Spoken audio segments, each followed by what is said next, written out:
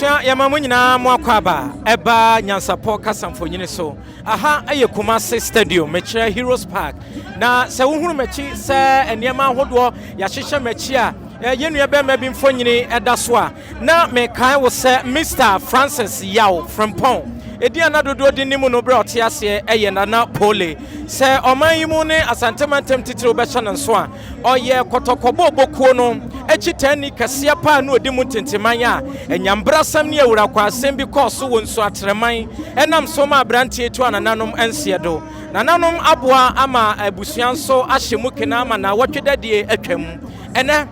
abusuan ne Asanteman ahye se yamfa yenuanu mu ntompam na nu ache ne akopɛ ne korabre anapa no ne koso sabre die nananom atena se abusuan atena se a womonom na chi sikasa na hu behia se Nyansapo kasamfonyine yanso ya beba ne ede ho amane aba bebom eti ene eye nana Pooley a bra no otiase edin no ode tiase no na oye kotokobo obokuo no chitani kase pa ene eye nayie medidi asonaba Kofi Mensa Abrampa kan ye ho na nedwumadie no so yemfa nsomo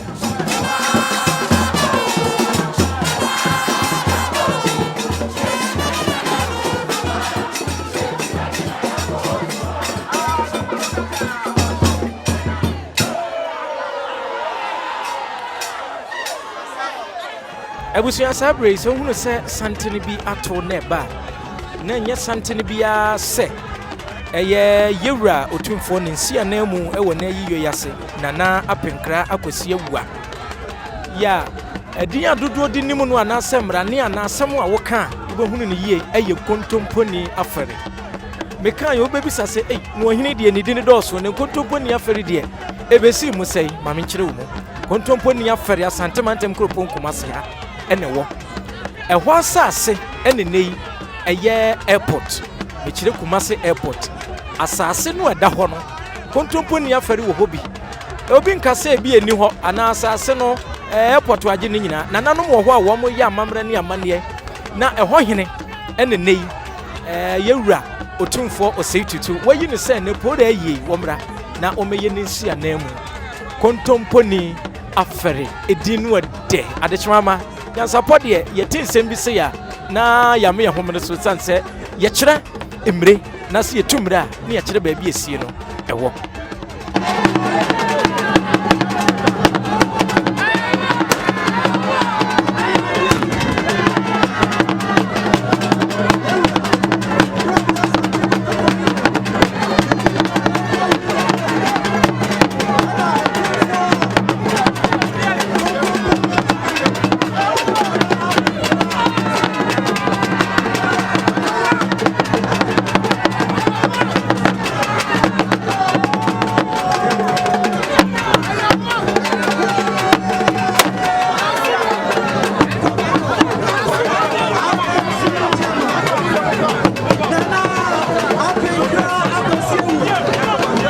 Ono anso mechire nana apenkra kwasi awua ena yewura Asante hene ede Asante kotoko football club ahye ne nsa se wontoto wobenya chitafo ne apamfode nanso wonu nyina brane se panin kwankyerefo na se panin pa ena agokansie kuo no ano enti se yeboni din a yipagya yemu ne ye homene so sanse yewura Asante hene wa mane dibre ma memodi ni biem kontomponi afere Nyansapo TV so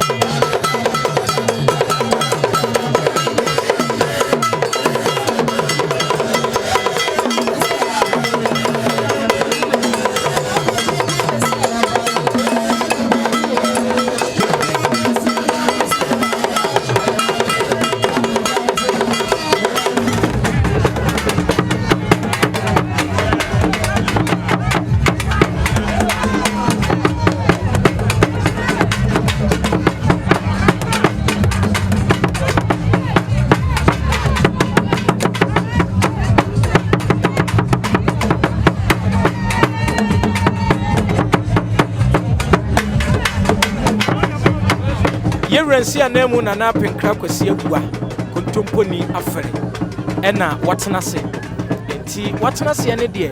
na se de Nyansapo yadwabo dodo no amuhunu se ohene bi tena se a wo mu ewo ho na wo mu adi kan ekoma yewura kwa aba enti so hunu se santene ato a kotoko football team no wo mu supporters empanimfu ewom bi kura bobo ni bi agyae wo mu nyina na sabiro mo pani aduru ho a wo mu ekwa akochea no esan se ukọ baby a romanfo yi wo mo somo a de wo mo ye bia na nso aye binti se sabiro mo beduru kotoko supporter sabre yi watu na nanomansia do na na Pooley ayi ase a ne behia se wo mo hene aba na so mo pani aba mo bekọ akochea no wo mama na kwa coach James Appiah also enter with your just one and so Vice President Chairman of the Kotoro Ashanti region Chairman and also Vice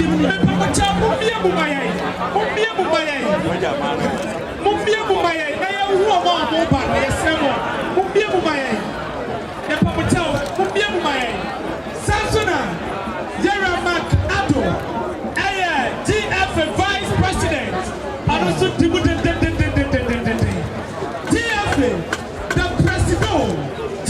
President can't hear to Kaku and so President and Chairman and so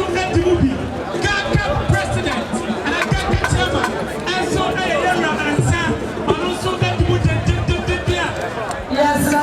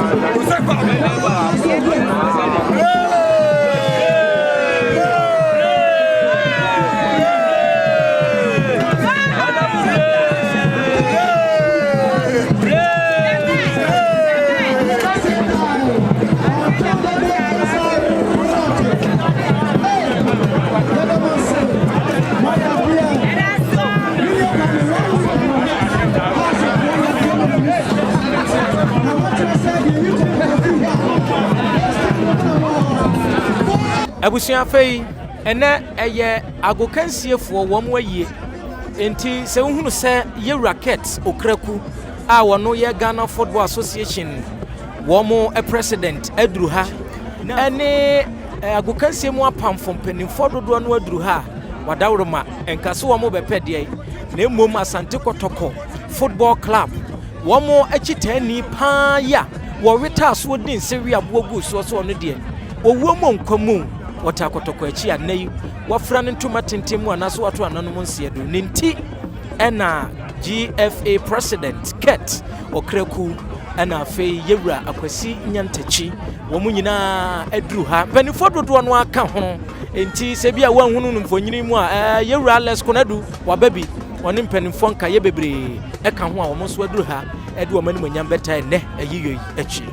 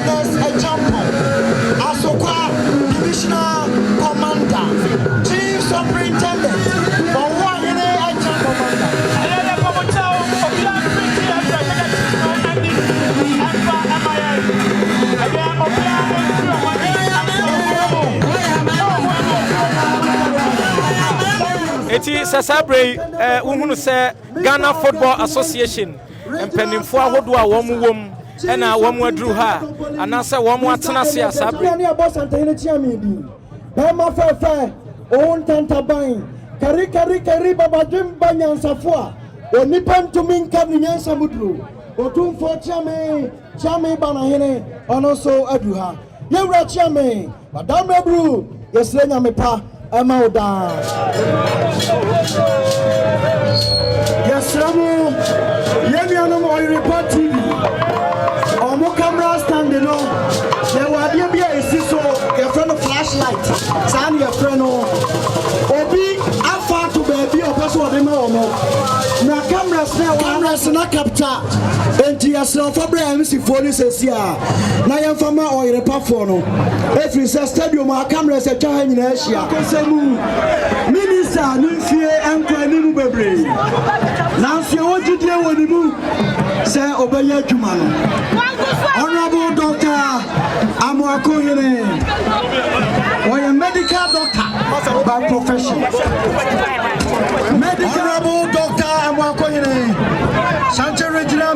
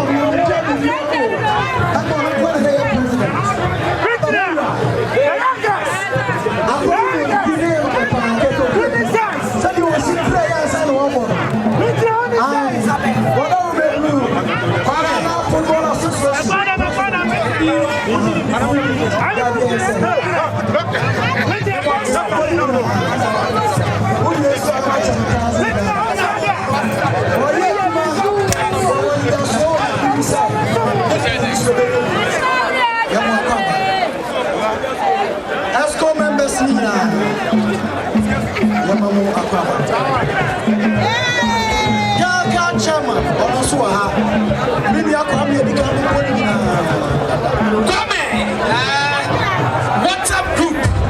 Idino ayam kotoko. Future. Ashanti kotoko. Future. Yemi are born again. Our Maripa TV, Maripa FM. And yes, our WhatsApp group. Now, I'm not for Kwame. I don't know what's wrong.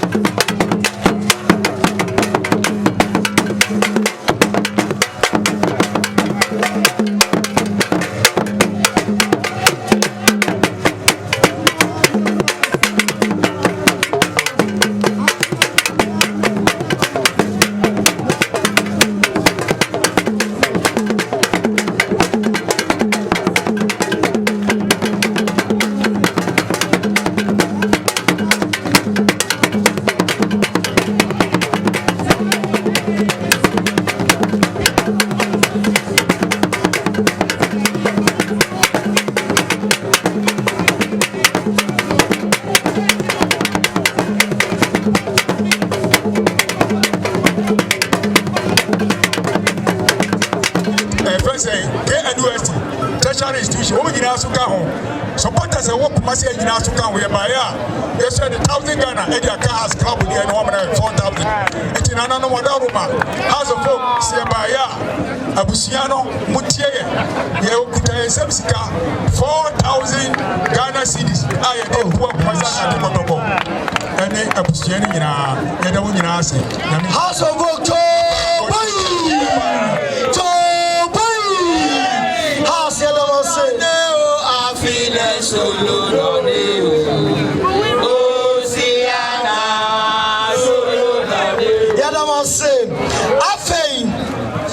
Yasama munyina mu akwa babiem yeguso wo nana Pooley na yiase ene makacho sempanimfo dodo no a wo mu ka bie wo mu munyina de omani manya beta akire ye ni nkomotew e wa fide so yere mu akwa ba ya media odaruma udin Dr. Ike Donko ya hunu se masante kotoko chehyew ene wani je ho ba well at least it's part of me it mean can say na yenua Pooley wadaruma kan bibi kakra kire ye na ne nkita hodie etesan Pooley was one of the fun guys obeshi omo kotokomu being say he's always open, very happy, cheerful, loyal. Just a one can Pooley will be there, just a young obeko. Personally, every now and then be Obama in Chenwell we didn't come the way he will come to me and start praising me, calling me by name, it's not easy. And it's a sad story, say we are saying bye to him and then. Enim se atorenche mo ekoso nsu atreman na ama ne Pooley nkan ho nkotoko achitafo matu anamododo na ni wo yachi se sia ne yeja no kwan kure eno akirede na wo ho mo company for na so I'm say yebejama the law enforcement and those in authority because investigation me in Jampo but the bonfire and say justice should be served and police should have justice because me I was there, I was the first witness to the stabbing and I've been with him. They didn't quite buy a coffin and free BBR and yet the Empire Barney said one can be a way and a yakuno Ghana Mrawaha would you be crafting in somewhere I was soon and so it's immediately sentence and so a woman associate one on the number of money background with this I would You're Ashanti Ashebo na wakanso se Pooley ma ya kano ya de se wo behwe nkwada no a wo musuku ni bibie mu mo chitafo no ehye bi wo ho am nso ma ye ni wu akire ne yere ne nabusua ye di kan ebe da opem so ase woni nyansa ne niema wo de bo asanteman empire bokese ne ebo yakopon na ante na hiem no mo na dwene mo no mo ne yini nche na nimdia owo ma asanteman no emremu ema ye nyina enyina so nyamfa so ya mpase wa hyebo mpanyimfo enyai ma okunafo anase ma ho nkyere o muda kotoko nya baako ye odom na omo kanso omo ya na ye kanso ye enti ya de a opinyin bi na no aka ne de omma ehun tichimada obaye ni nyina kwakwesi awiye na amanfo nso ebeta na chi na de wo se de bua bia na be de aboa man kura ne hwemu kura ne school ko mu kura ne da chi no aye from yempese de asie ye bi besibiem sabi ekoba ne sa na ekamia ye se wo mo de wo mogya ebegina so wo mota kotoko echi no na bi ato wankyem nte se to wo wo mu de efutu semben na wo de mamrante kwa wo mo kwa agoprama so a wo mo ye mensem ne tuturasem yewo bo na ya agudie ne ye kwakodi antokwa esi kubi so a esi kurobi so no ye bo ne ye bo na masumdue ba enti ekosia agoprama no so de omo bo de ombo na ni bre so omo wi omo ye anuanom enti messe me nuanom nkuma me nuanom panyimfo ene bo achitafo nyina omo magibo odi pe bo wo se bo e agro ye kodi agro so team ne papa na abawene enti ye kona se win draw or lose enti se wo lose a go home train and come again and win enye ntokwa enye me ho odin chen enye majo nkwa afiri nsem enye se me bo no madwane da bi but ayagro ba bedi se ne wantimi anya okofie na kwa odwuma yi a wo san ba biem a wetima ya mana brosa enti abotre ne sema yuanom a ehwebo nyina edibo achi ache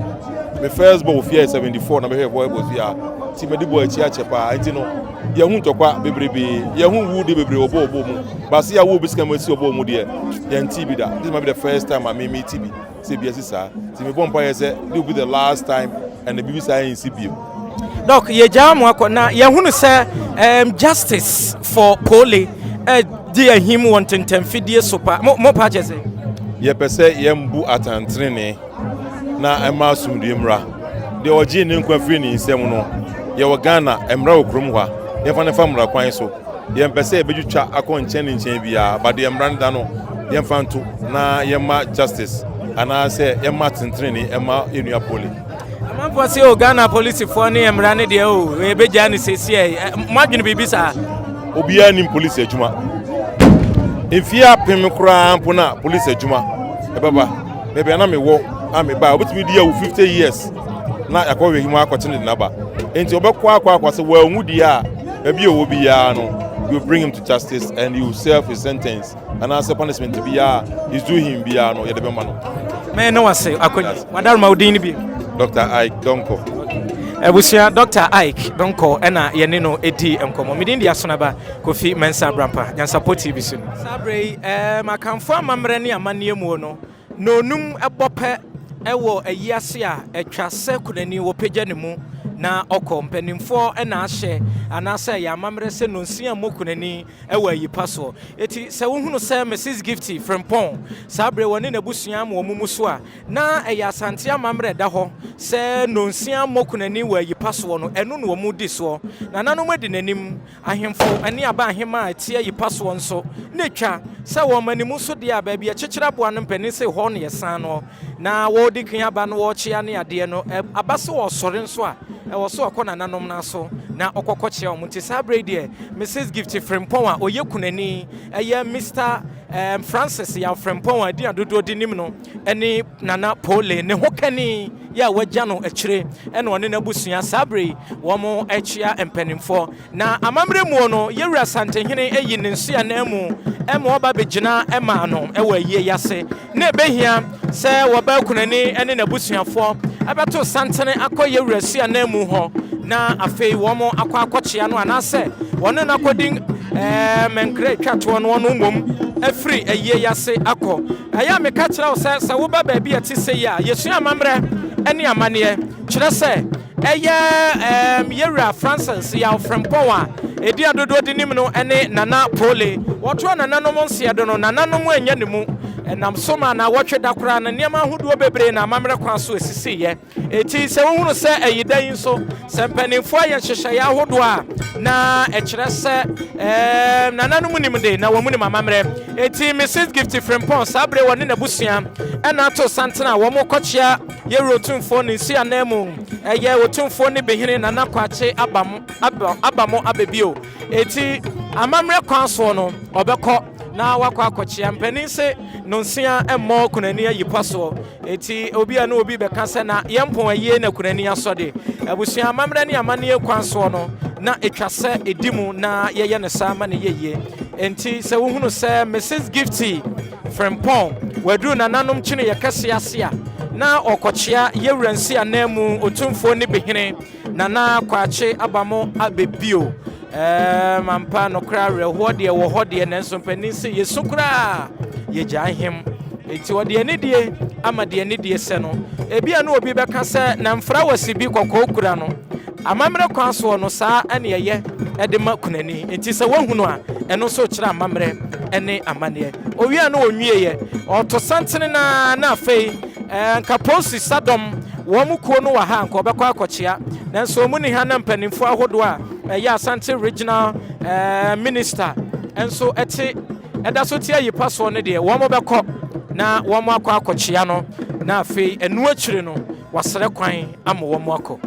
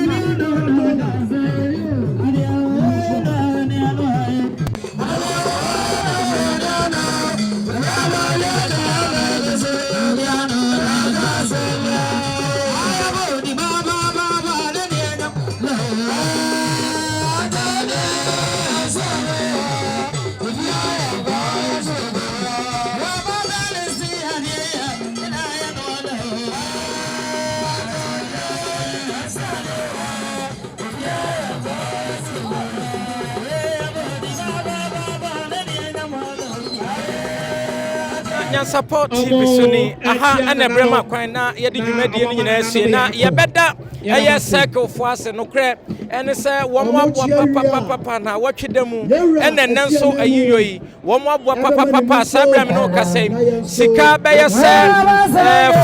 40,000 Ghana cedis 40,000 Ghana cedis anesa ena wo mo tumi ede aboa yemi apola yie no ayekra behwe enche na otumfo ensi anemu nana apenkra akwasi agua wamane muso na fe wone nana no nyina ekọ Nyansapo TV suni nana no mdodo na ne bepie mu ewa ha dwumadie no ayekra behwe mede dia sonaba Kofi Mensa Abrampa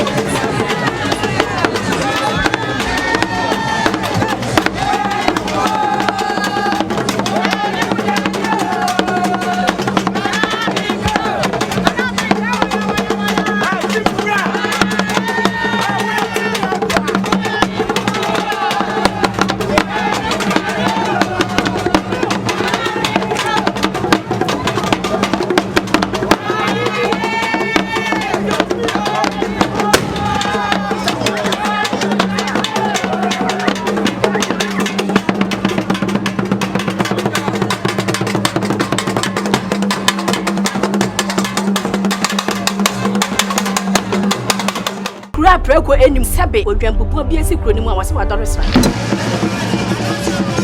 tanyini wantena fie ema aseduamfo blani pie frimantam be hin se pin enye nkwande wa na yesotro no wa ansa na odi asebe fita na no makode ebrensi am wa otua ne nsem mojabumo ni hu bi duanani wie klaman wo ye sofo kra wonye yie bi tontonte ye no nsa na ye fa Nyansapo